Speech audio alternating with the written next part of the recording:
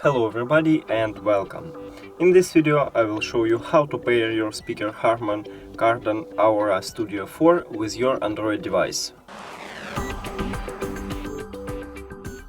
You have to start by open settings, go to connected devices or Bluetooth, now click on pair new device, then you should turn on your speaker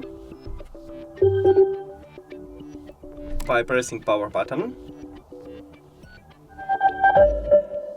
And it automatically starts connecting, but if it doesn't, you should click on Bluetooth button right here. We can see our device, so click on it, pair, and that's it. Thank you for watching this video. If you found it helpful, please consider subscribing to the channel and leave a like on the video. It's really important to us. See you later!